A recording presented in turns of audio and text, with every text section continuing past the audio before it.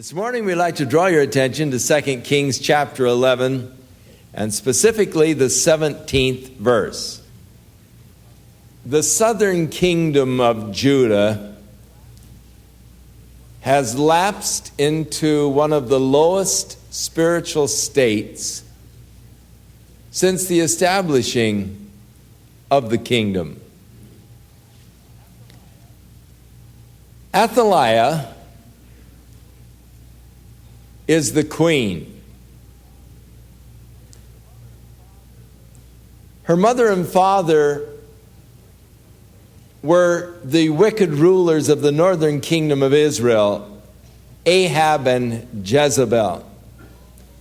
They were the ones that almost destroyed Israel by their introduction of the worship of Baal, the killing of the prophets of God and the servants of the Lord, and establishing the worship of Baal as the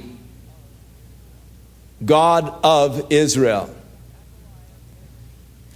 Athaliah married the son of the king of Judah, who in turn became the king, reigned for a short season, and their son reigned at his death, but reigned only for 1 year.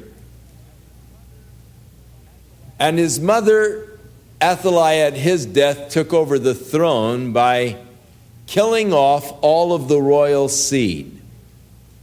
She exterminated all of the sons of David that would be heir apparent to the throne, with the exception of a little baby whose name was Joash, about a year old. His nurse, when she saw what was happening, hid her little son Joash. She went into the temple, and there he was raised in the temple until he was 7 years old. When he was 7 years old, Jehoiada the priest called together some of the men who were still faithful unto Jehovah, men who were displeased with the way the nation was going under this woman Athaliah, because actually she had built a temple unto Baal. They had a priest of Baal there in Jerusalem offering offerings unto this false god. And so these men gathered together in the temple, and he said, "Now seal the doors, don't let anybody in. I'm going to show you something." And they brought out little Joash, the descendant of David, the 7-year-old boy. And they placed the crown upon his head, and they began to cry, "God save the king." Athaliah heard the commotion, and she came to find out what was going on. She saw the little boy with the crown upon his head. She began to cry, "Treason, treason." And Jehoiada the priest said, "Grab her, take her out, and kill her." And so Athaliah was assassinated, and little Joash began to reign as king over Israel. It is at this point, verse 17, that Jehoiada made a covenant between Jehovah and the king and the people, that they would be Jehovah's people. Glorious covenant. It's a renewed covenant, that they would become again Jehovah's people. Now, a covenant is an agreement between two or more persons in which certain commitments are made to each other. And the covenant is based upon the mutual compliance with the terms. Now, God has made covenants with man, agreements whereby he would be their God. He would watch over them. He would bless them. He would keep them. He would preserve them, conditioned upon that man's response to God. Through Moses, God established his covenant with the nation of Israel.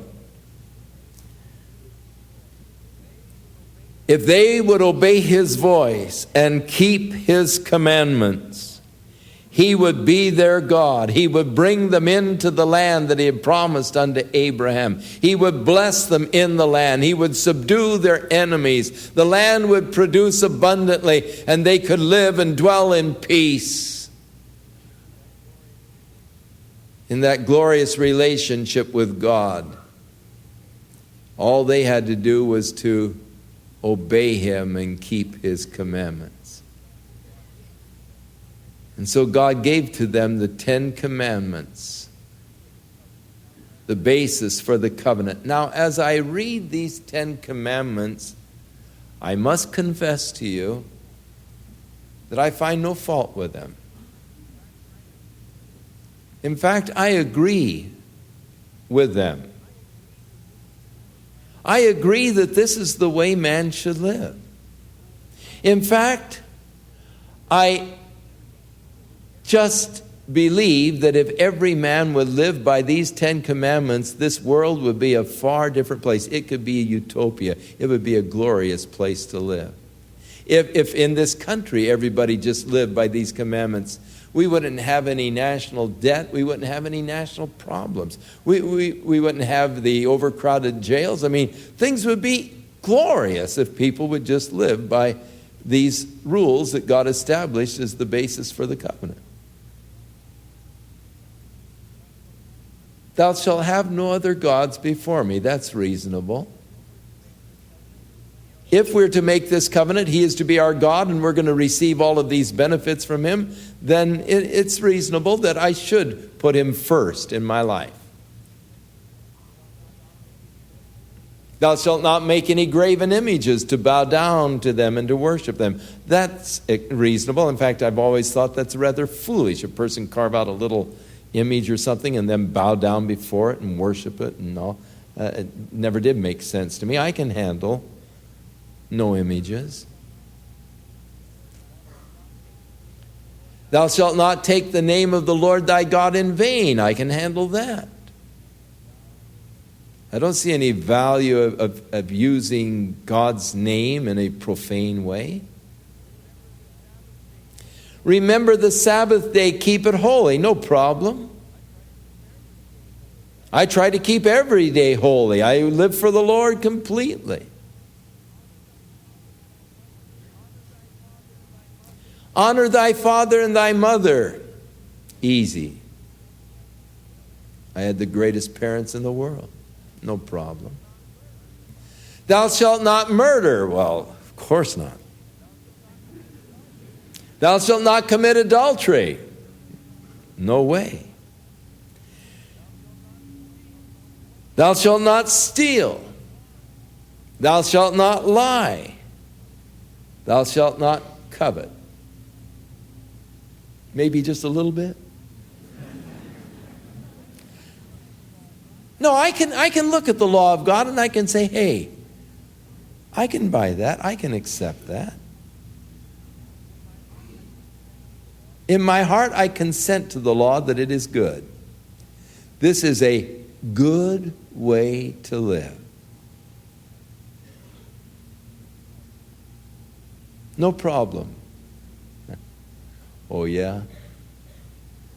Unfortunately, living in this body of flesh, though I agree to the law that it is good,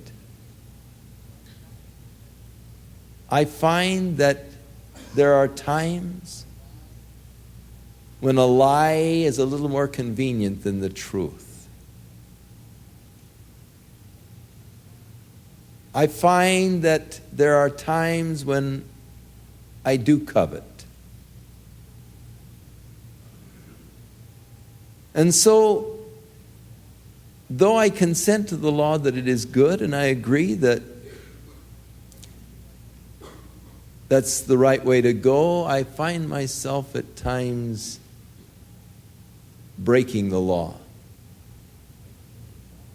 And in the breaking of the law, the breaking of the covenant, and losing out in this blessing of the covenant relationship with God. So with Israel, When Moses read to them the covenant that God established, they cried unto Moses, "All that the Lord said we will do." Had I been in the crowd, I would have cried with them. All the Lord said I will do. It's fair, it's good. But they didn't. Time came when they began to turn away from God. They began to worship other things, other gods,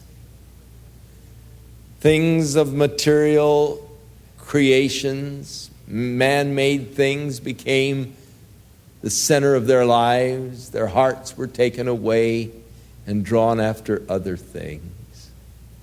God was no longer first.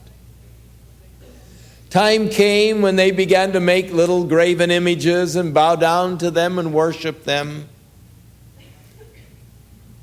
Time came when they forsook the Sabbaths,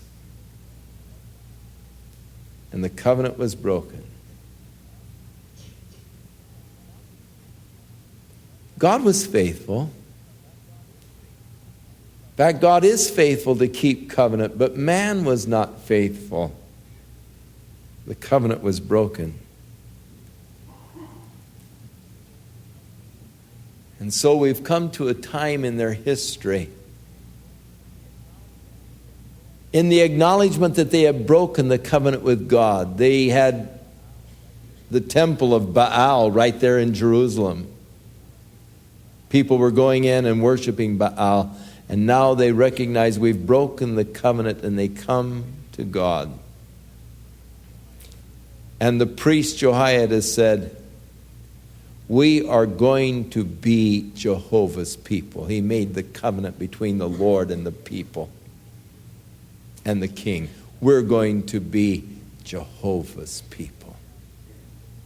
Reestablishing of this covenant. Lord, you're going to rule over our lives. We're going to be your people. We're going to keep your commandments and your statutes.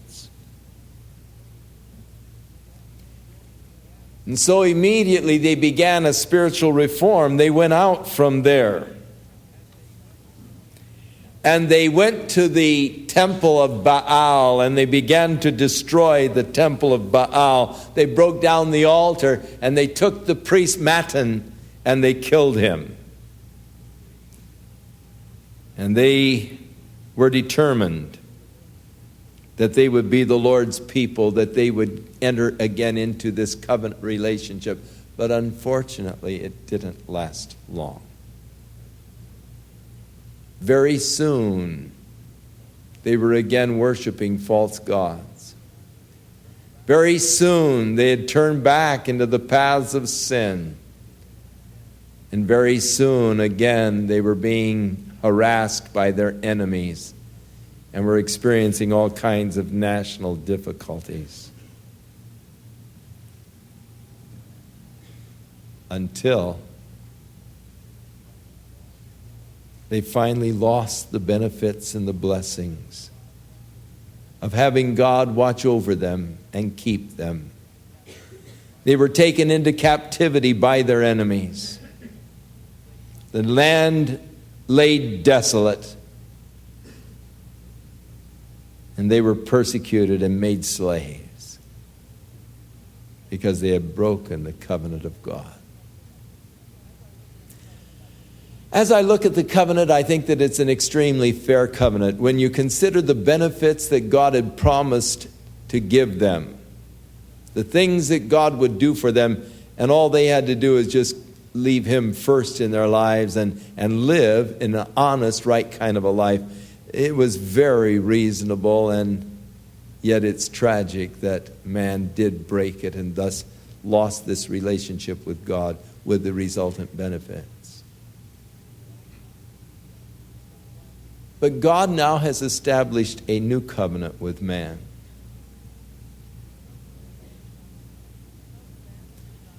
Because man could not keep to the terms of the old covenant, simple as they were, the covenant failed because of man's weakness, the weakness of man's flesh. And ultimately it seems that the flesh of man would triumph over the walk in the Spirit. And though I can accept that walking in the Spirit is the best way to live, yet it's so easy to again come under the dominion of my flesh. And thus the failure of the covenant, the breakdown of relationship. Moses said to the people, "Know therefore that Jehovah thy God, he is God. He's the faithful God which keeps the covenant and mercy with those that love him and keep his commandments." He's faithful. It was man who failed.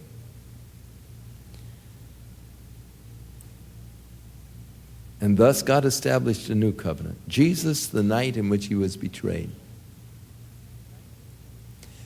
the night before his crucifixion, when he was with his disciples at the feast of the Passover, he took the cup and he said, "This cup is a new covenant in my blood that is shed for the remission of sins." God is seeking to establish with us, through Jesus Christ, a new covenant. The old covenant failed because the people failed. Predicated upon their obedience, it failed.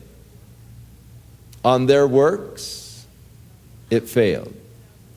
So God has established now a new covenant that is predicated not upon man's work, but upon God's work. Upon God's finished work in Jesus Christ. You remember when Jesus was on the cross, he cried, "It is finished."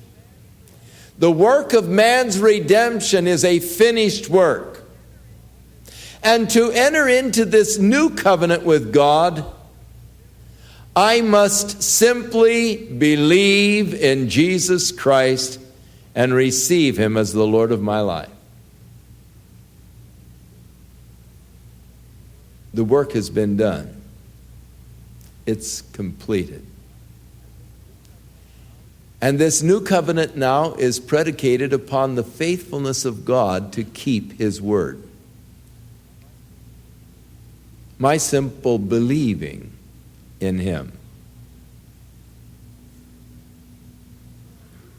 And so I live with God in this new covenant relationship through Jesus Christ, where he has promised me that he would never leave me or forsake me, that he'd be there to help me and see me through any difficulty, that he'd provide for me, that he would bless me, that I would be his son, I would be an heir, I would be a joint heir with Jesus Christ, I would have eternal life and enjoy the blessings of the glory of his eternal kingdom. I mean, all of this God has covenanted to do for me if I will simply believe upon his Son, who he sent to take my sins and to turn my life over to the lordship of Jesus. I can't describe to you the joy, the blessings that I have experienced in this covenant relationship with God. The wonderful good things that God has done for me. I walk around during the week just in a state of ecstasy as I think of all of the blessed things that God has done for me. My cup truly overflows. My life is just blessed every direction I turn as I live in this covenant relationship with God. For God is faithful and keeps his covenant. Now I am given power to keep his commandments. And when I stumble, it doesn't break the covenant, because the covenant isn't predicated upon my never stumbling, my never falling. But when I fall, he picks me up. He dusts me off. He says, okay, now Chuck, stand. And this is the reason why you fell. You were trusting in yourself. You thought you could do it, but you can't do it apart from me. Hey, you've got to just trust in me in this covenant. For this covenant to work, you've got to just rely upon my strength and my help. Let me do it for you. And I find that so easy. In fact, it's too easy. I keep trying to do it for myself. And I keep stumbling. And he keeps lifting me up. And he teaches me to rely upon him and to trust in him and in his power and in his work. That makes the excuse so lame. Well, I would like to be a Christian, but I just don't think I can live that kind of life. I don't think, I don't want to fail, and so, don't want to start. Oh, that's so lame. Of course you're going to fail. Of course you're going to stumble. Unfortunately, you're human, just like the rest of us. But the thing is, this new covenant is so glorious that when I fail, when I stumble, the Lord lifts me up. He restores me, and then he strengthens me. He says, now next time, trust in me. Next time, lean on me. Don't try and do it in yourself. Let me do it for you. And I've found that he is so gracious and so helpful, coming in and helping me in those areas of weakness and failure. And now as I look back, there were areas of my life where there was such weakness and such failure, and now those are some of the strongest areas of my life, because I know that I'll trip up there, and so I know when I get to that point, trust in him. Hang on tight, Chuck. You're going through some slippery places. Hang on tight, and I've learned to hang on tight. And he sustains me and he helps me. And thus the covenant stands. And the covenant will stand. Because it isn't based on something so weak and flimsy as me, my faithfulness to the Word of God. But it is based upon God's faithfulness to his own Word, to keep his Word. His promise that he has made to you. Peter describes it and puts it in perspective. He said, thank God that he has brought us into this born-again experience, into an inheritance that is incorruptible and undefiled, and fades not away, that's reserved in heaven for you who are being kept by the power of God. This is the covenant. I've been born again by the work of God's Spirit. And I now have a living hope because Jesus rose from the dead. I now have an inheritance. Eternal inheritance. It's incorruptible. It's undefiled. It doesn't fade away. It's reserved in heaven for me as I'm being kept by the power of God. You say, well, what's my part of the covenant? Surely I've got something to do. Yes. Peter says, through faith. You're being kept by the power of God through faith. It's just believing and trusting God to keep his word to me. And I have found, as Moses said, God is faithful to keep covenant. And God has kept his covenant with me. And as the result, I live a life of victory over the enemy. For I live in his victory. Shall we stand? In the final analysis, things always boil down to the simplest terms. You are either his people or you're not his people. You either have entered into the covenant with God or you're not in the covenant relationship with God. You either have hope or you have no hope. You're either walking after the Spirit or after the flesh. But the glorious thing is, God making things as simple as He did, you can change radically in a hurry. Even while you're standing there, in your heart, you can say, "Oh, Lord, you will be my God, and I will be one of your people. I will serve you. I give my life to you." And just that simply, you can enter into this covenant with God and you receive this change of life 180 degrees as He turns you around and sets you now on His path and begins to guide, begins to strengthen, begins to take over as you walk with Him. May the Lord bless you, and may His hand be upon you this week as you walk in fellowship with God. May you experience truly the nearness of His presence, the strength of His Spirit, and the power of His love as He works in you and as He works through you to touch that needy world around you. In Jesus' name. The Lord bless thee, and keep thee.